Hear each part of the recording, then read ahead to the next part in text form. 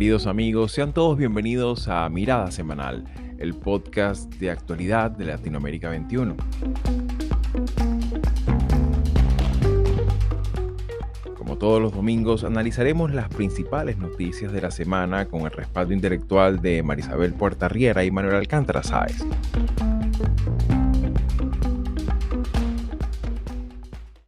Venezolanos, hemos dado otro gran paso hacia nuestra libertad y el regreso de nuestros hijos a casa. Hoy faltan 99 días porque ya tenemos fecha, 28 de julio.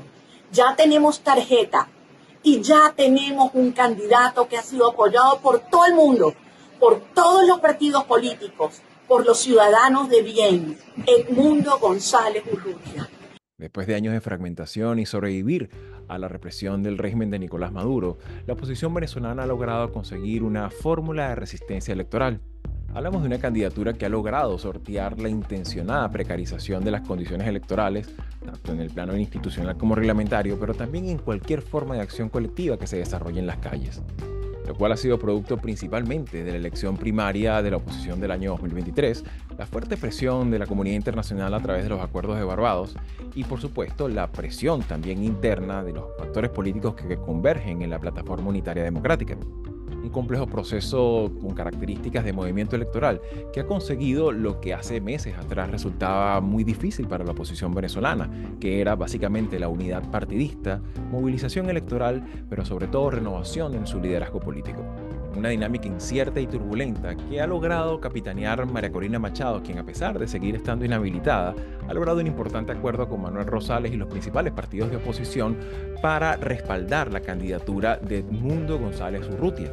Pero para entender mejor este complejo escenario político, nos acompañó en este programa monográfico Guillermo Aveledo, doctor en Ciencia Política, docente universitario de la Universidad Metropolitana y también de la Universidad Central de Venezuela, quien además de colega y amigo de muchos años, tuvo una participación destacada en la Comisión Nacional de Primarias, de modo que su apreciación calificada nos podrá ayudar mejor para entender este contexto político.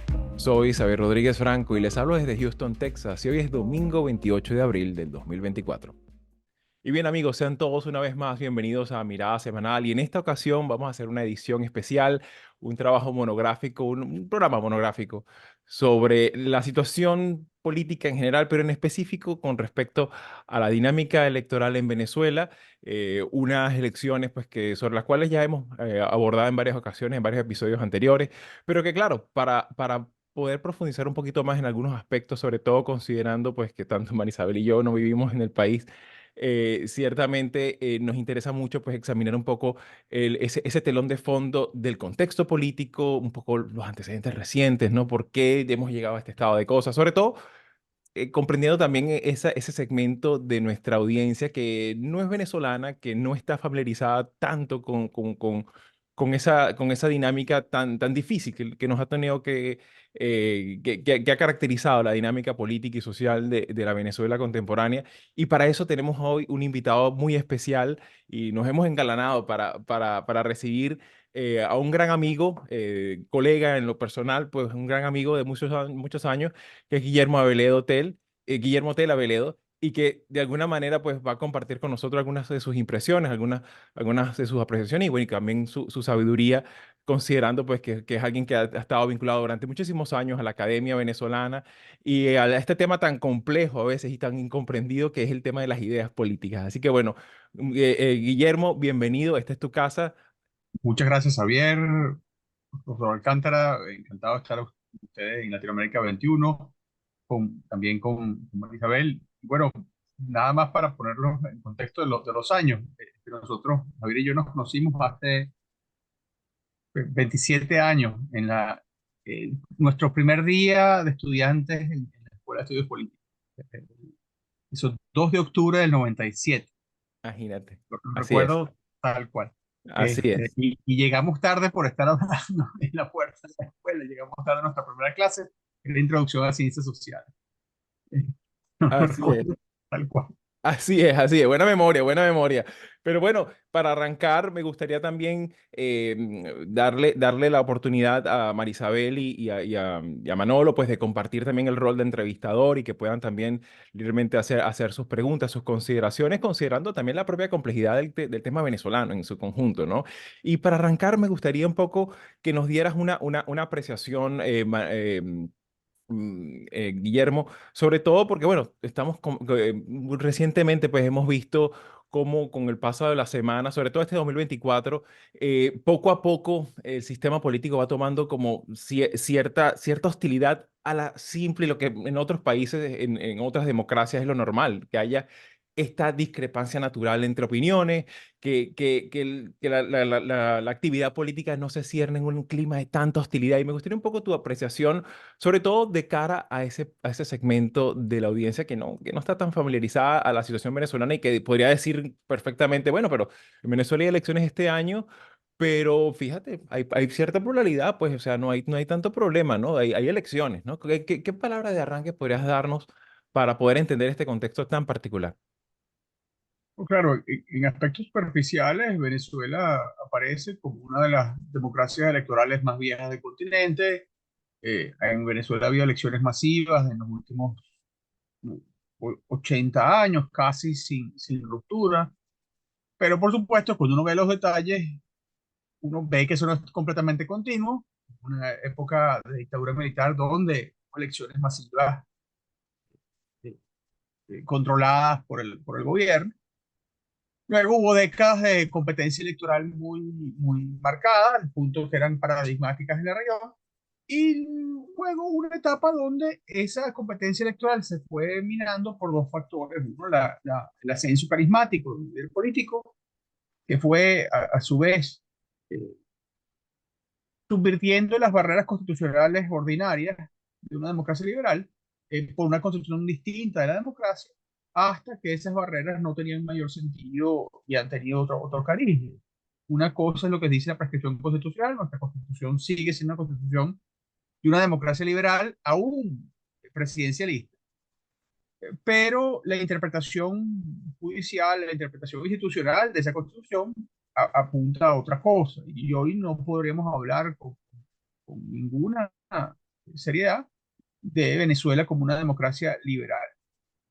Si la hallamos en otros índices democráticos, la hallamos en otras caracterizaciones de la democracia, pues eso también ha estado afectado especialmente en la última década.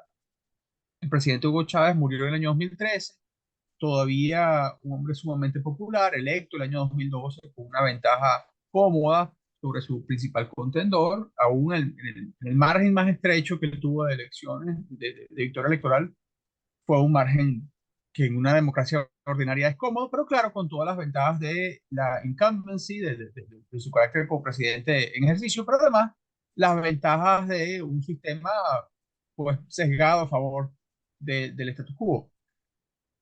Pero aún así un hombre popular.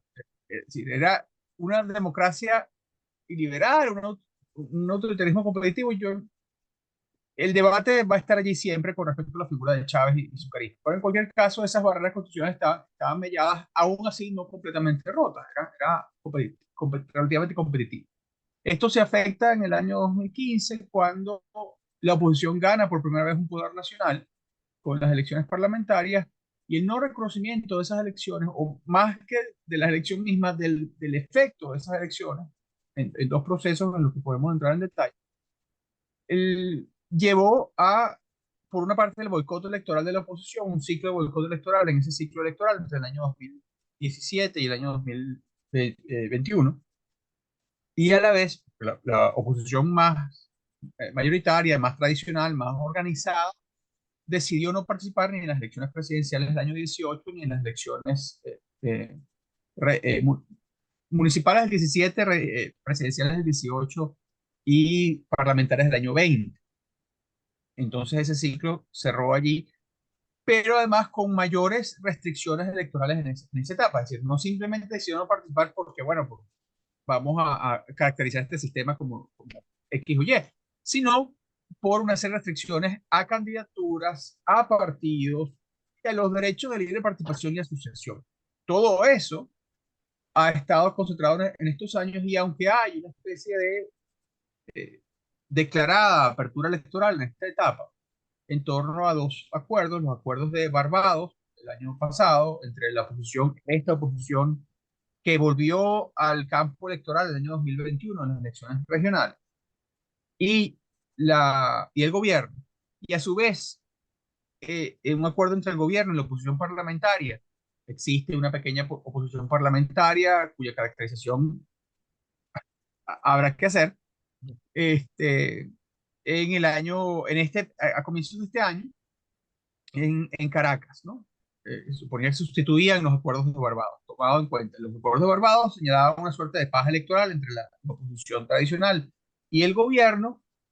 Eh, el gobierno unilateralmente fue declarando muertos esos acuerdos y pasó a este otro acuerdo donde uno tenías que apegarte a las reglas del sistema vigente. Y eso tenía una serie de restricciones, insisto, restricciones en las candidaturas, en la inscripción de partidos, en el reconocimiento de partidos. El panorama en ese sentido es un panorama que no podemos hallar democrático, es decir, no hay ninguna descripción de democracia Claro. ya participativa, ya Sí, liberal, ya ya poniéndole plural. el apellido que queramos, pues ya, por supuesto, como muchas veces hemos empleado el término con Manolo, pues que a veces hay conceptos que no se pueden estirar tanto, ¿no? Claro, aquí la liga se rompe, la liga se rompe en ese sentido. Esto es otra cosa, pero eh, la verdad es que no se ha llegado a un sistema en el cual no se pretenda la apelación al pueblo para la legitimación. Esto es peculiar. Lo que pasa es que hay una restricción a un sector de la población. Eso Claro, es en esencia lo que se quiere indirectamente. claro, y en ese sentido me gustaría un poco también, Manolo, tu apreciación, tu incorporación sobre todo, porque en muchas ocasiones cuando nos ha tocado hablar de Venezuela, hablamos precisamente de esto, ¿no? De esta hostilidad con respecto a un sector, un segmento muy específico de la población y que claro, esto es un poco lo que distingue, estamos hablando que en cierta forma pues es un régimen que no es la típica tradicional de la dictadura tradicional de los años 60 70 sino que tienen además instrumentos mucho más sofisticados, ¿no? Y en ese sentido, no sé, me gustaría que aprovecharas la oportunidad de muchas veces de aflorar aquí tus apreciaciones e inquietudes sobre el caso venezolano. Bueno, lo primero, Xavi, decirte que estoy encantado que compartir este programa hoy con Guillermo Aveledo. Es un placer escucharte, Guillermo. Y yo voy a hacer una observación desde la perspectiva comparada con, digamos, con la región. Y también, si quieren, abusando de mi antigüedad, de mi seniority, como diríamos en Estados Unidos, ¿no? Porque claro, cuando yo comencé a explicar, primero a estudiar y segundo a explicar la política latinoamericana, estoy hablando ni más ni menos que 10 años, no, ¿qué digo? 10 años, 20 años antes de que ustedes se conocieran en la facultad en la Universidad de Venezuela. eh, Claro, Venezuela era el país modelo, ¿no? De América Latina. En ese momento no había clasificaciones de estos índices que hoy están muy de moda, ¿no? Y que utilizamos en la academia, ¿no? Desde, pues, aquí en este programa hemos hablado de Freedom House, también hemos hablado del índice de la Fundación Bertelsmann, etcétera, ¿no? Bueno, en ese momento no había esos índices, pero es evidente que Venezuela estaba en el lugar más alto. Si hablo antes del golpe de Estado de Uruguay, pues diría que Venezuela y Uruguay eran los dos países referentes de América Latina, pongamos en el año 70 o 71, ¿no? Sin embargo, hoy Venezuela es el último país en términos de su calidad de la política. Y ojo, no solo estoy hablando del elemento del elemento electoral, sino también de cuestiones vinculadas a la economía, cuestiones vinculadas a la gobernanza, ¿no? Como recoge el índice de Bertelsmann, ¿no? Es decir, usando también un término muy, si se quiere, muy periodístico y poco académico, es el país paria de América Latina por excelencia, ¿no? O sea que se ha generado un tipo de régimen político extremadamente preocupante, que a mí intelectualmente me resulta muy difícil pensar cómo esto se puede reinvertir. O sea, cómo puede haber un cambio en el escenario que vive el país, ¿no? Y esa sería mi primera pregunta, ¿no? O sea, que también igual la literatura de cambios de regímenes nos dice que los regímenes pueden cambiar por una ruptura en la coalición dominante, por movilizaciones populares muy serias, muy continuadas, muy profundas, o por una invasión extranjera, ¿no? Este último caso digamos, lo dejamos absolutamente de lado. Entonces, ¿cómo ves tú, Guillermo, ¿no? Ya no solo el futuro de las elecciones próximas, ¿no? Sino cómo se ve desde dentro, ¿no? El futuro del país. Wow. Por supuesto, una pregunta pesada, no cargada, sino pesada de consideraciones. Por supuesto, estamos tratando de dar solución democrática a esta situación. Yo actualmente no soy enteramente optimista en términos de la respuesta institucional. Hasta hace un tiempo creo que era mucho más optimista en ese sentido. Había la posibilidad de estos acuerdos. Los acuerdos de Barbados en sí mismos, aspirábamos muchos de nosotros, eh, politólogos, analistas, en general, que fuesen viables, aunque tenían detalles muy genéricos, pues peores acuerdos se han firmado que han llegado a un sentido, a tener esa capacidad. Eh, pero bueno, rápidamente esa fue una esperanza truncada como siempre todo a medias, en la medida que siempre hay una puerta abierta a conversaciones bilaterales, pero la verdad es que yo no siento hoy que el sistema esté interesado, presionado, incentivado a hacer aperturas moderadas, porque además una un gran quiebre en los últimos años, en los últimos 5 años. Yo he llamado eso la paz bodegónica un poco en broma y el término pegó. Y digo paz bodegónica porque está la estabilidad política y estos nuevos locales de objetos importados que pulularon en Caracas y en las grandes ciudades de Venezuela para lidiar con la escasez. Y se llamaban bodegones, se llaman bodegones. Pulularon, volvieron, ahora ya hay una liberación económica más amplia, pero lo que era antes la coalición histórica contraria al chavismo, o que era, tenía restancia a esa acción, que fue creciendo además en la medida que los límites de gobernabilidad, de ejecución, de eficacia del chavismo prendían, esa coalición se rompió. Esa coalición estaba conformada por quienes creían que había una continuidad entre las libertades políticas y libertades económicas, y que eh, en la medida que el socialismo del siglo XXI, el proyecto, a modo de llamarlo, la revolución bolivariana, irrumpía contra ellas, bueno, tú debías resistir allí. Y esa coalición era una coalición muy amplia entre sindicatos, desde sindicatos muy menguados hasta gremios empresariales y con los partidos políticos de Ariete. Esa coalición se rompió en estos años no solo por problemas tácticos y estratégicos de cómo lidiar con un sistema autoritario, sino también porque, bueno, hay un sector de la población que siente que yo puedo tener unas relativas libertades económicas, que significa aquí desregulación de precios y libertad laboral, y que eso es suficiente para aliviar el problema social económico. No lo es, pero eso es otro punto. Y entonces las libertades políticas, pues no importan. Y volvemos a la tradición de Venezuela, donde en 200 años de historia republicana, la mayor parte de su tiempo eran sistemas dictatoriales eh, y sistemas autoritarios. Y ahí hay como un cerebro lagarto que funciona en ese sentido. Así que sí, yo creo que es muy difícil. Sin embargo, este es un sistema muy impopular. Y es la impopularidad de ese sistema que, que da pie a pensar que, aunque hay hoy estabilidad, como ese sistema está cerrando las avenidas políticas para resolución de los conflictos que naturalmente surgen en toda sociedad compleja, y que y los mediatiza y los controla, pues esta presión en algún momento va a ceder. No digo que por el sector político, no digo que por el sector organizado, sino que va en algún momento a estallar e impresiones que pueden llevar a una presión social más sostenida. Yo no Creo que esa es la ruta que yo predeciría como la más probable hacia una presión hacia el cambio democratizador. Claro, claro. Esa demanda. Claro, claro. Y en ese sentido, pues también me gustaría un poco la participación de Marisabel, ya que en muchas ocasiones nosotros mismos, entre nosotros hemos conversado sobre esto, ¿no? Y ciertamente, pues, hay muchas cosas que evidentemente son parte, pues, de la dinámica social.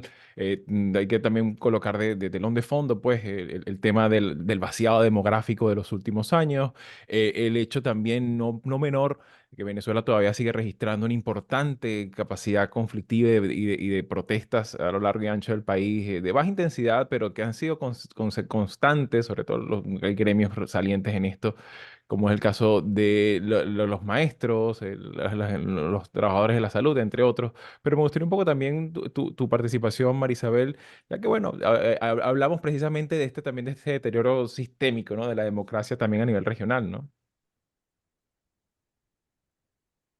Y bueno, hay varias cosas yo observo varios aspectos que Guillermo está, eh, en los que está profundizando, que quizás, como tú decías al principio, Xavi, para nosotros los que somos venezolanos que vivimos afuera, eso no es tan fácil de identificar, ¿no?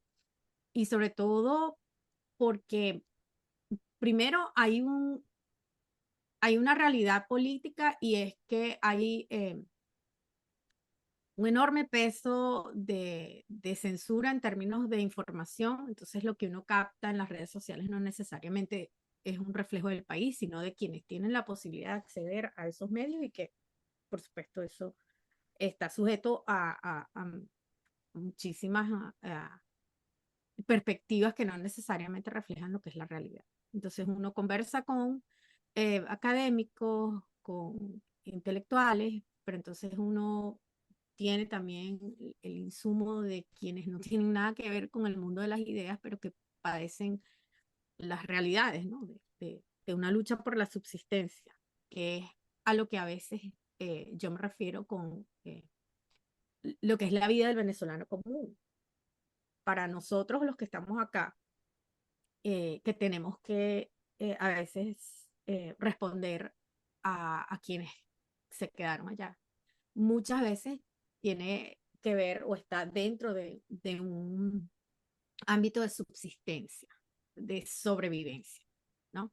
Entonces, por supuesto, las conversaciones que nosotros tenemos y las que tenemos Guillermo, nosotros en los grupos en los que coincidimos, muchas veces son las ideas de los intelectuales, las ideas de, digamos, de quienes piensan el país, pero a veces eso no es suficiente para entender lo que realmente la gente está pasando, ¿no?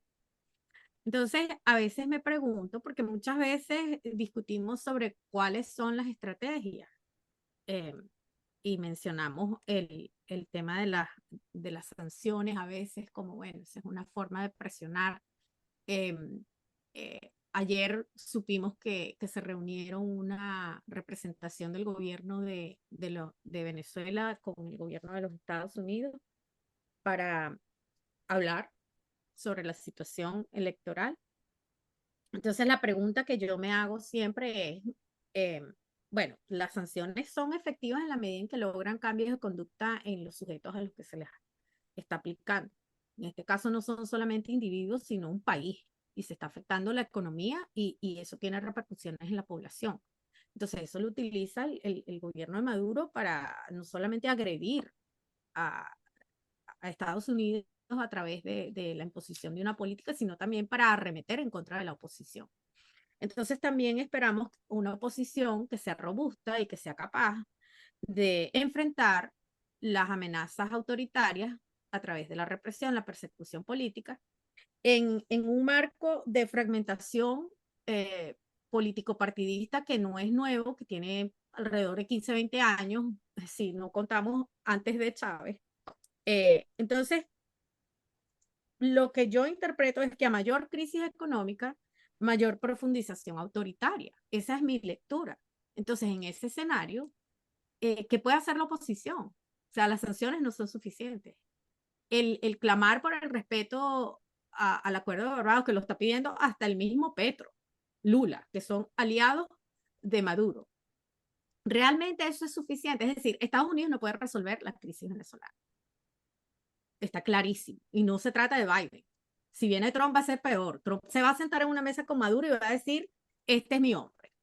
Pues, Putin, yo no veo que haya ninguna duda al respecto, ¿no? Los autoritarismos de todos los signos ideológicos están on the same page. Entonces, ¿qué podemos hacer? Sí, es un modelo impopular, como dice Guillermo, pero ¿y qué hacemos entonces con lo impopular que es el modelo si la gente lo que tiene es todos los días que buscar cómo sobrevivir al sistema? Porque ya no es un gobierno, es un régimen político. Claro. Entonces, esa es la pregunta Habíamos, a habíamos la que yo no le acordado consigo que las respuesta. preguntas difíciles se le íbamos a dejar a los expresidentes, pero bueno, esta pregunta vamos a hacerla, vamos a expandir la liga allí para que nuestro querido amigo Guillermo se pueda explicar allí, porque claro, ciertamente hay mucha complejidad y también hay mucha expectativa, sobre todo para los venezolanos que también estamos fuera. Así que bueno, adelante, Guillermo. Bueno, comienzo tratando de predicar con el ejemplo. Yo creo que la base de la impopularidad del gobierno es una base de impopularidad lógica en la perspectiva, en la expectativa de una sociedad que no le gusta ser mandada como está siendo mandada. Y perdón que lo ponga así colateralmente. Ahí hay un germen democrático, si no hay también una expectativa democrática en la crítica al sistema político. Así como uno podría decir que había elementos de la crisis de representatividad democrática de la vieja democracia que llevaron al surgimiento del chavismo, que lo permitieron, y que el chavismo en sí mismo tenía unas banderas democráticas en sentido más laxo, más popular. Bueno, eso está allí abierto porque los temas de la desigualdad, los temas de la pobreza, los temas de la dificultad de gestionar problemas en las instituciones como existen, porque esas instituciones reprimen más que gestionan, pues obviamente generan el germen de la demanda democrática. Entonces, ahí yo tengo una esperanza y una esperanza, vamos a decir, evangélica. Evangélica como la infancia misionera. Ahí vuelvo a mi niñez, también David y yo de colegios católicos en nuestra infancia lo podemos tener. Pero eso que quienes creen en la democracia más sofisticadamente, vamos a decir, más ideológicamente, han de predicar y en establecer en donde puedan las conexiones. Hay, por supuesto, todos los retos de un sistema que está cerrado en líneas de comunicación, donde hay que hablar siempre entre líneas, ¿no? Cosas que no se pueden decir. Está por aprobarse una ley antifascista en un país donde nunca ha habido un movimiento fascista de nota, pero están aprobando esto para ampliar el espectro de censura no solo de censura, de represión a los derechos políticos directamente. Y todo eso está allí. Pero entonces creo que hay desde quienes tienen esa capacidad, en todo momento hacerlo como predicador. Esto puede sonar, bueno, eso es que me resuelve. No resuelve nada, pero está allí, es un germen. Y hay esa cultura. Este, yo mismo esta tarde tengo un curso con los jóvenes de acción democrática en Caracas, en el centro de Caracas, y lo digo como ejemplo, vamos a hablar de estas últimas leyes y vamos a hablar de estos temas. Entonces voy a hablarles, porque ellos se pueden sentir temerosos, y hablar de su tradición socialdemócrata frente al fascismo, para que digan, bueno, en un debate con un estudiante del gobierno, bueno, ustedes tienen armas para decir y están en contra. Esto por poner un pequeño ejemplo, eso hay que hacer. Pero a la vez, la propia sociedad, los partidos surgen de la sociedad, los movimientos surgen de la sociedad, y ella tiene que actuar. Hay que darle confianza en sí misma en ese sentido. No es fácil, no es sencillo. Y a la vez el gobierno es astuto y está pegando. Tú dijiste algo muy, muy interesante, Isabel, que es el tema de la alianza autoritaria y de la comunidad autoritaria que hay en el mundo. Esta ley tiene una gran influencia de sistemas autoritarios, y no meramente porque se leyeron las leyes, no, de Mm, influencia de asesoría. exacto. Asesoría en términos de represión, de técnicas eso se exporta y se comparte. Pero además esa solidaridad, yo también la temo con respecto al presidente Trump, personalmente, por Sí, por lo que conocemos de testimonios de otros. Yo no tengo muchas esperanzas en que Trump suba la presión. Hay una no, contradicción para nada. entre los intereses estratégicos de Estados Unidos y un país como Venezuela, en las alianzas que tienen. Esto sin invitar a una intervención extranjera, ni mucho menos, que yo creo que sería catastrófica. Venezuela es un país muy complejo, geográficamente difícil de... Bueno, entonces no puedo imaginarme No, ese no tipo. va a ocurrir, Guillermo. Pongamos, pero no quiero alentarlo tampoco. No Claro, quiero Sí. alentarlo ni hacerlo de expectativa. Estoy en contra, eso quiero Ujú, decir. claro, claro, sí. claro. Y no solo porque estoy hablando en público, estoy en contra y punto. Claro, claro. No, Eh, tú, eh, nosotros no, y los sí, yo no conozco a americanos, nadie y serio los que americanos en no, general. Así Claro. que eh, no va a pero pasar. yo voy, depende, por supuesto, internamente, pero sí, yo estoy de acuerdo con eso porque esa personalidad es una personalidad más fácil de llevar. En las memorias del embajador Bolton, que aquí fueron muy leídas porque cada vez que hay una memoria que dedica un capítulo a Venezuela, pues todo el mundo se alborota, ¿no? Desde Richard Nixon no hay unas memorias tan leídas acá, de un político norteamericano. Y Bolton decía, bueno, que, que Trump estaba sorprendido de lo mucho que había aguantado a Maduro y la fuerza que Maduro puede tener. Maduro se vende así, el hombre de la estabilidad, el hombre que sí pudo, el hombre que pudo con dos imperios. Es más, Sí. si Maduro es electo y completa este término, pero en el curso de un par de años va a superar a Hugo Chávez en los últimos mandatos. Así es. Y es una figura que ha estado en la política venezolana en los últimos cuartos de siglo, pero de primer plano en los últimos 18 años. Sí. No hay ningún líder en Occidente que tenga esa presencia. Esto es propio de estos sistemas. Entonces, eh, Maduro se vende así y es parte también de su acervo. Ha hecho un giro conservador también, está acercándose a las iglesias pentecostales en Venezuela. Está este acercamiento a un sector del empresariado, al propio sector del empresariado que la ha creado, entre los militares y la llamada boliburguesía y los sectores enriquecidos en este tiempo. Ujú. Y esos son muchos socios, pero ese no es el pueblo. Perdón, la democracia es el gobierno del pueblo y las clases medias discapacitadas, aún con toda la migración, las clases populares, ya bueno, van a ser la base del movimiento popular. Popular, Guillermo, un sí. inciso, y la persecución a la sociedad civil, a las organizaciones no gubernamentales, a la sociedad civil organizada, ¿cuál puede ser el efecto sobre esa capacidad de movilización de la sociedad civil en términos mucho más amplios, menos, o sea, organización formal, informal? ¿Cómo ves eso? Bueno, todas estas cosas generan un círculo de silencio y de angustia, a base de dificultades prácticas. Yo te digo, para hacer están las dificultades de infraestructura ordinaria. Venezuela tiene una Ujú, gran red de carreteras y tú podías ir de una ciudad a otra con relativa facilidad. Eso ya no está porque no hay gasolina, porque las carreteras no tienen luz, entonces tienes que regresarte temprano. Entonces, planificar nada más ir de una ciudad a otra es complicadísimo.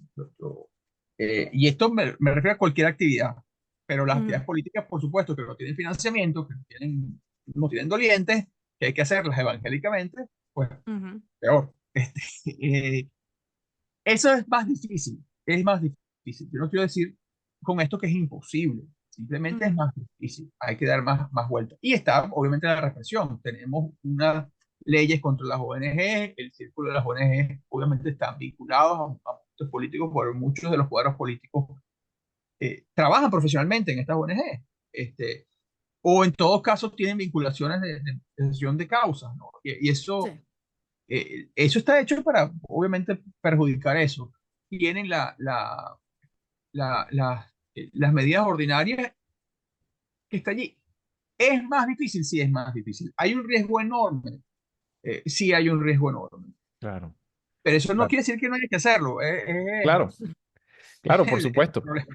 forma parte también de esos imponderables sobre los cuales también participa de alguna forma también el exilio, ¿no? Sí, Digamos, la comunidad internacional también de alguna manera al momento de explicar su historia de vida, pues, y la historia reciente, evidentemente hay algo de esa labor, pues, y de concientizar a otros segmentos de la población donde quizás en otras condiciones o en estas circunstancias difícilmente llegaría, ¿no?